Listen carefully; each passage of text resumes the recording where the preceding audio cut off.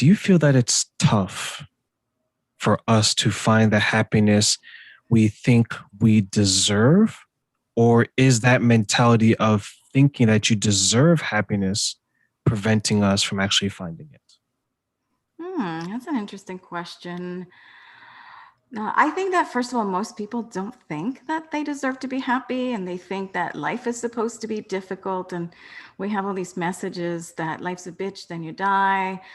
It's not meant to be easy. So I think for some people, it's hard to accept that happiness is possible or that it's their birthright, that they deserve it. Um, I think where we get hung up sometimes also is thinking that happiness has to come in a certain way. There's a certain flavor of happiness. It comes in a certain package and pattern. And if what we get doesn't fit that, then we don't realize that we're happy. I think the best way to be happy is to be happy and to know it. And I think that many of us realize we were happy after we're no longer happy, after those things that we were enjoying when life was good and we didn't realize it. When those things are taken away, that's when we realize we were happy, and we kind of missed that boat. Is that because we're in the state of self-reflection, which happens so many times when we lose something? It's like when we lose a parent, we reflect on the life that that parents had and the impact that they had on us, maybe, or with a friend or a job, similar situation. We're always reflecting after the fact instead of when we're going through it. We're saying, I'm actually happy and I'm enjoying this moment, and I hope this moment lasts as long as it does. Yes, I agree. Yes, and that's why it's so important to take advantage of those times and stop, because we're just so caught up on whatever else is going on or whatever else we're planning that we fail to enjoy that moment. I love the teachings of Anthony de Mello, and this is in respect to love, where he says that love is like a symphony, and when after you hear that note, it's over, and then you move on to the next note. So you really have to be on that note to enjoy it at every single point in the symphony. So I think that's really an aspiration for happy living, to be present and try to extract from every moment whatever it brings, because every moment brings something, whether it's joy or sorrow or wisdom, and we just have to be open to receive that.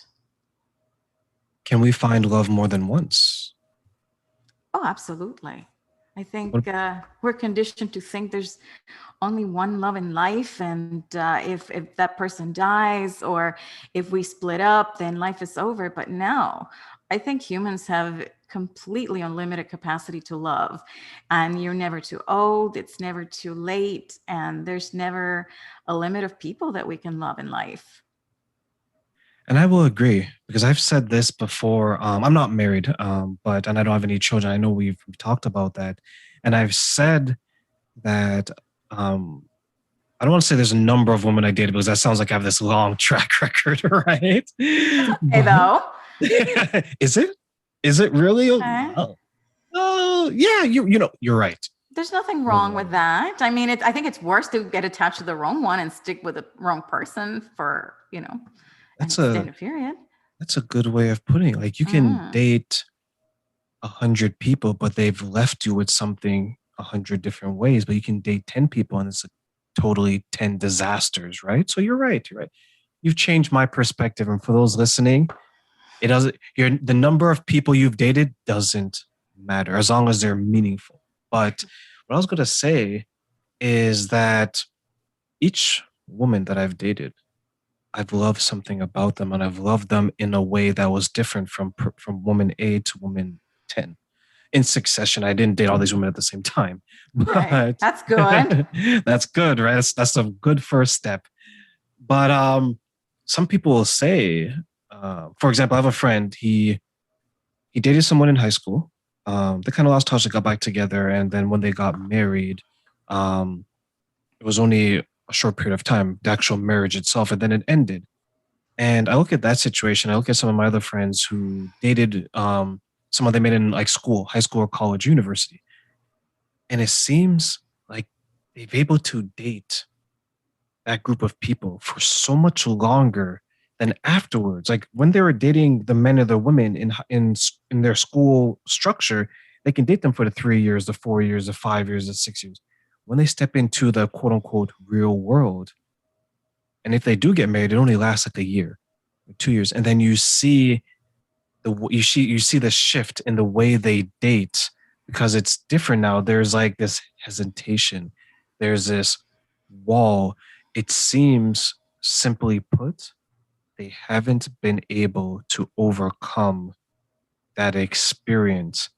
And when you hear other people on the outside talk about it, you say, well, that was the person that they loved and they won't be able to love like that. And I look at it, I'm like, no, I will say that they're choosing not to love in a similar fashion because I don't think any two loves are the same, right?